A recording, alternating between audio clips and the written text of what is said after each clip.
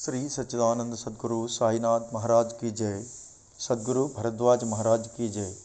Shri Sai Satcharitra chapter 25 Damu Anna Kasar of Ahmednagar speculations Amral Leela. Preliminary. We begin this chapter with a prostration with all our 8 limbs to Sai Baba, who is an ocean of mercy, the God incarnate, the Parabrahma and the great Yogeshwara. Victory be unto Sai Baba, who is the crest jewel of the saints, an abode of all auspicious things, our Atma Ram, and the sole refuge of the devotees. We prostrate ourselves before Him who has attained the aim and end of life. Sai Baba is always full of mercy. What is wanted on our part is wholehearted devotion to Him. When a devotee has got firm faith and devotion, his wishes are soon fulfilled. When the desire arose in the mind of Hemat Pant to write the life and Leelas of Sai Baba, he immediately got it written by him. When the order to keep the memos was given, Hemat Pant was inspired and his intellect got strength and boldness to undertake and finish the work. He was not, as he says, qualified to write the work, but the gracious blessings of Baba enabled him to complete the undertaking. And thus, you have this sachharitra, which is a cistern or a somakant jewel from which nectar in the form of Sai Leelas oozes out for the readers to drink to their heart's content. Whenever a devotee had complete and wholehearted devotion to Sai Baba, all his calamities and dangers were warded off and his welfare attended to by Baba. The story of Damodar Savalaram Rasani, Kasar of Ahmednagar, alias Damu Anna, illustrating the above statement is given below. Damu Anna. The readers are aware that a mention of this gentleman was made in the 6th chapter regarding the celebration of Ramanavami festival in Shirdi. He went to Shirdi about the year 1895 AD when the Ramanavami Utsav celebration began, and since that time he has been providing an ornamental flag for the occasion every year. He also feeds the poor and the fakirs who came there for the festival. His speculations. 1. Cotton trading. A Mumbai friend of Damu Anna wrote to him that they should do some cotton speculation business in partnership, which would bring them about 2 lakhs of rupees as profit.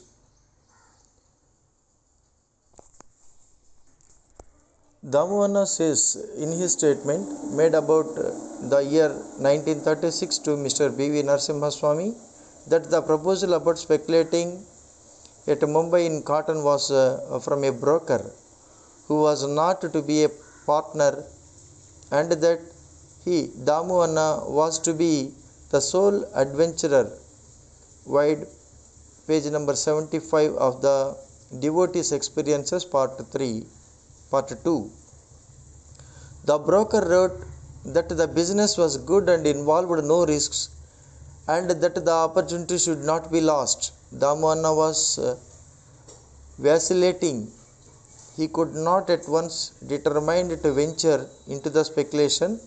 He thought over this, and as he was a devotee of Baba, he wrote a detailed letter to Shama giving all the facts and requested him to consult Baba and take his advice in this matter. Shama got the letter next day, and when he went with it at noon to the masjid and placed it before Baba, he asked Shama what the matter was and what the letter was about. He replied that Damu Anna of Nagar wanted to consult him about something. Then Baba said, "What does he write?" And what does he plan? It seems that he wants to reach the sky, and he is not content with the God has given him. Read his letter. Shama then said, the letter contains what you have just said. O Deva, you sit here calm and composed and agitate the devotees, and when they get restless, you draw them here, some in person and others through letters. If you know the contents of the letter, why do you then press me to read it? Baba said, O Shama, read it. I speak at random, and who believes me? Then Shama read the letter, and Baba heard it attentively and said feelingly, the Sheth, Damu Anna, has gone mad. Write to him in reply that nothing is wanting in his house. Let him be content with the half loaf he has and not bother himself about lakhs. Shama sent the reply which Damu Anna was anxiously waiting for. After reading it, he found that all his hopes and prospects about lakhs of rupees as profit were dashed to the ground. He thought that he had done a mistake by consulting Baba. But as Shama had hinted in the reply that there was always much difference in seeing and hearing, and that therefore he should come to Shirdi personally and see Baba. He thought it was advisable to go to Shirdi and consult Baba personally about the affair. So he went to Shirdi, saw Baba, prostrated himself before him, and sat shampooing his legs.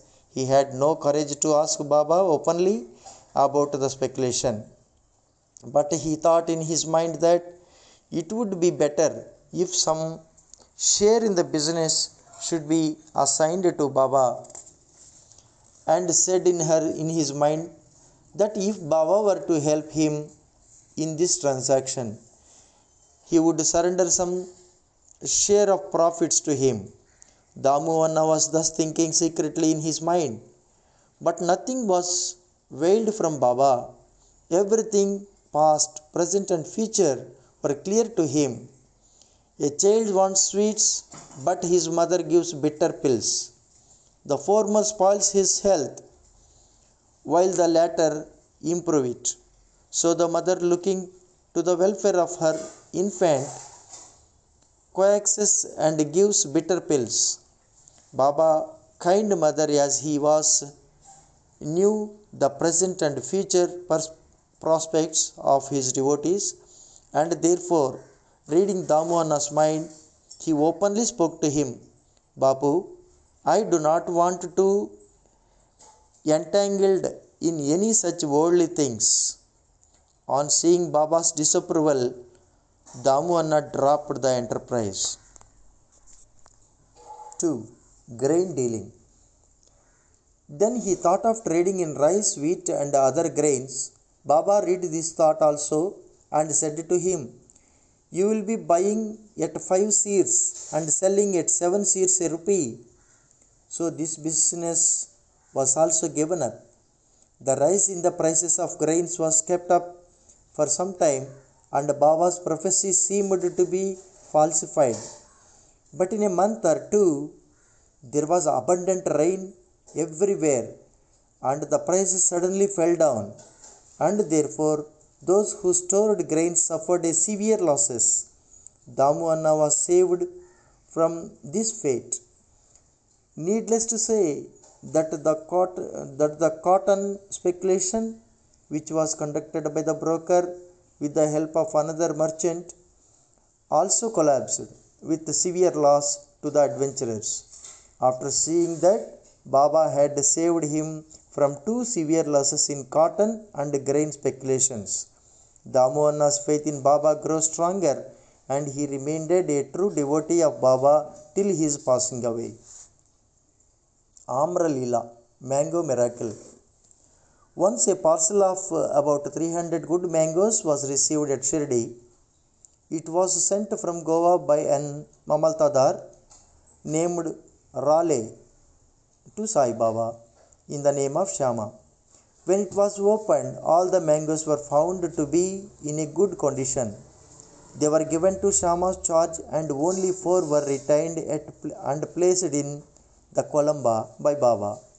He said, "These 4 fruits are for Damu Anna. Let them lie there." This Damu Anna had 3 wives according to his statement mentioned above. He had not 3 but 2 wives only. He had, he had no issue.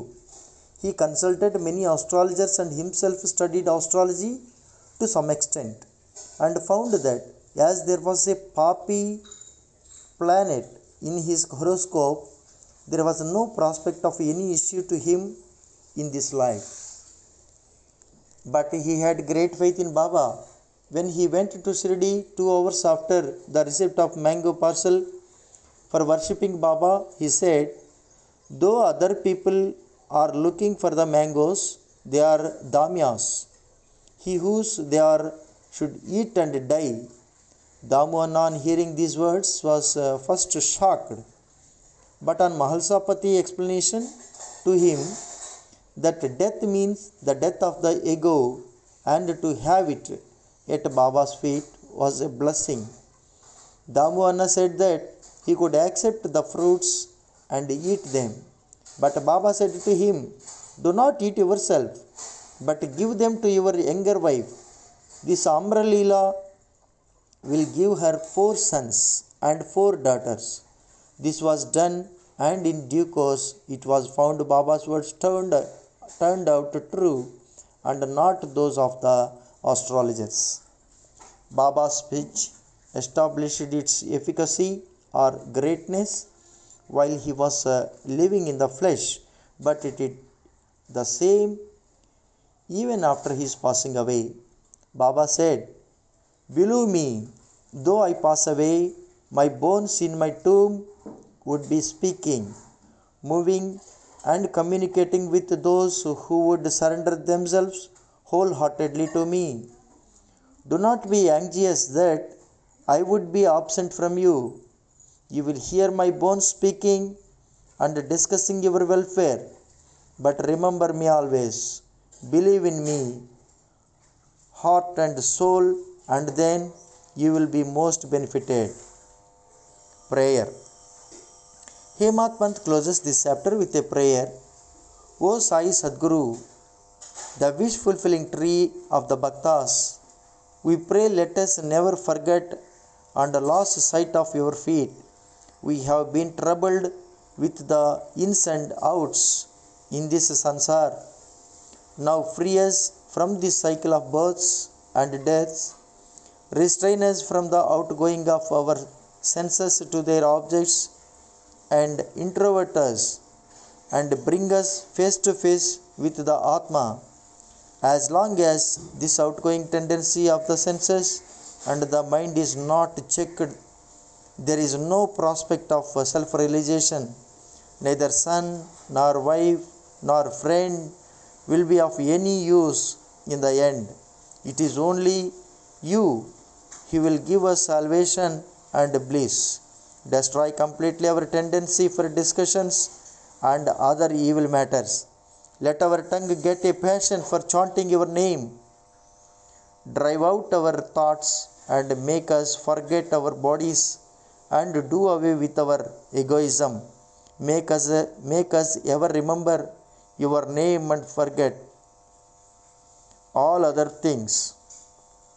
Remove the restlessness of our mind and make it steady and calm. If and we shall live happily in our light, that you made us drink the nectar of your leelas and awakened us from our slumber, is due to your grace and our store of merits in past births. Note: in this connection, the following extract from Damu Anna's statement mentioned above is worth perusal. Once, when I sat at his feet along with many others, I had 2 questions in my mind, and he gave answers to both. There are so many crowding to Sai Baba. Do they all get benefit from him? To this, he replied orally, look at the mango tree in blossom. If all the flowers become fruit, what a splendid crop it would be. But do they? Most fall off by wind, etc. Very few remain. The second question was about myself. If Baba were to pass away, how hopelessly adrift I would be, and how am I to fare then? To this, Baba answered that he would be with me whenever and wherever I thought of him. That promise he had kept up before 1918 and has been keeping up after 1918. He is still with me. He is still guiding me. This was about 1910 or 11 when brothers separated from me and my sister died and there was a theft and a police inquiry. All these incidents made me very disturbed. When my sister died, my mind was much upset. I did not care for life and enjoyments. When I went to Baba, he pacified me with his upadesh and made me eat a feast of Puran Poli at Appa Kolakarni's house. There was a theft in my house. A 30-year-old friend of mine stole my wife's jewel box including her auspicious nath. I wept before Baba's photo. The next day, the man returned the jewel box and asked for pardon. Bow to Sri Sai, peace be to all.